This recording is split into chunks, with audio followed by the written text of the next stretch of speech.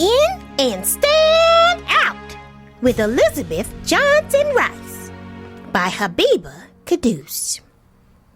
Read by Bibah Jones Caduce. Pull up a powerful chair. Fill your lungs with air. You don't have to shout to show you care. You can sit in and stand out for your rights.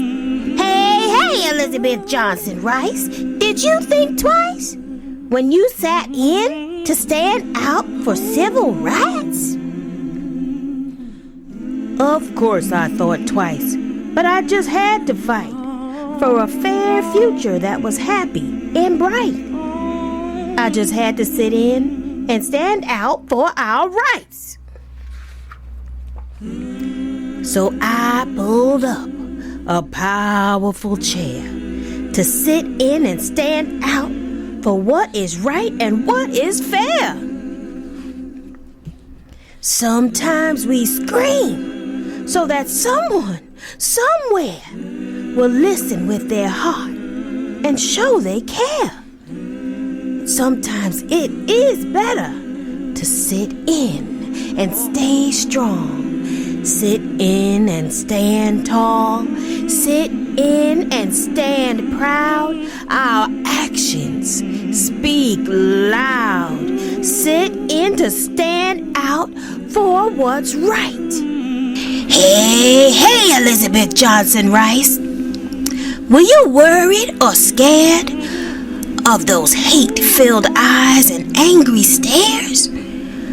Or the crowds of people who didn't want you there?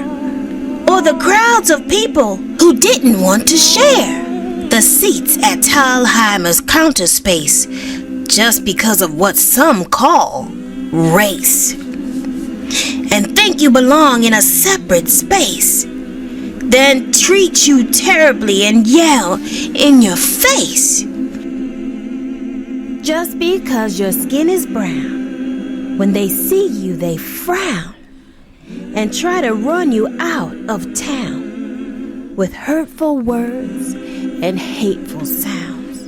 Elizabeth Johnson Rice, you were such a young lady, a student at Virginia Union University. Did you think that maybe you should have turned away and decided not to sit in? On February 22nd, 1960, did you believe that you could win? My parents told me not to get involved, but when I saw the peaceful protesters, I felt resolved. We had a gigantic problem to solve. I was ready to answer the call. I remembered the people who were getting hurt. Some sit-in protesters had blood on their shirts. Some of their buses were set on fire just because we wanted to be lifted higher. We raised our picket signs. It was time to begin. We didn't know if we would lose or if we would win. I heard someone shout, "We're going in!" So we marched into Talheimer's to start sitting in. I sat in one powerful chair. I could feel those angry stares. I had to be brave, awake, and aware. The wind of change was thick in the air.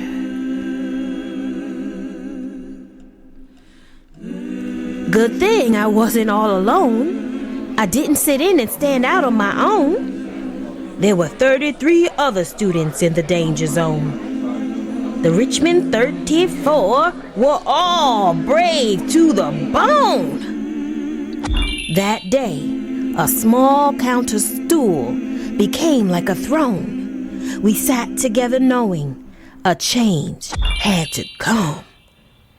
We couldn't just watch people being mistreated. We had to be dignified and stand out for those defeated. My younger brother Ford was there too. He was sharp-witted and brave amidst the hullabaloo. We couldn't assume what nobody knew, so we stood firm and waited. That's all we could do. It felt like forever sitting there at a segregated counter. It felt like a dare. We just wanted to be able to eat or drink anywhere, no matter our skin color or texture of hair. They said we were trespassing on personal property. They said we don't serve blacks, like our skin was a felony. The police wagons rolled up with big old shepherd dogs. I thought they were going to bite me. I felt stiff as a log. They sent us to jail, one by one into the police wagon, like filling up the belly of a fire-breathing dragon. Of the 200 who picketed, 34 of us were arrested. They took our fingerprints, and our courage was tested.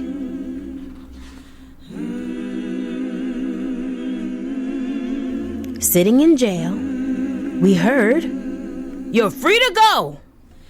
Our bail had been paid, and we were let go. People cheered us on for blocks and blocks. Then I thought about my parents. Would they be in shock? My parents were proud and smiling at us. They were worried, of course, but they didn't fuss. I wasn't in trouble at all. I felt so strong that I had answered the call.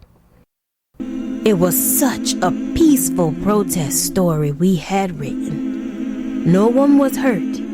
No one was bitten.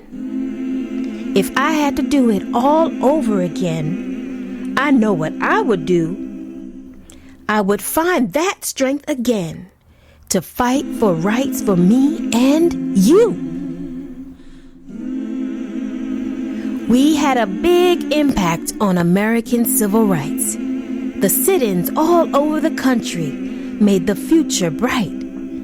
In the 21st century, who could have ever thought about how much we went through and how much we fought to be able to drink at any water fountain, to go out, to go eat at any counter, to climb any mountain, or to simply have a friend who doesn't look like you, even if that person was white, yellow, brown, or even blue.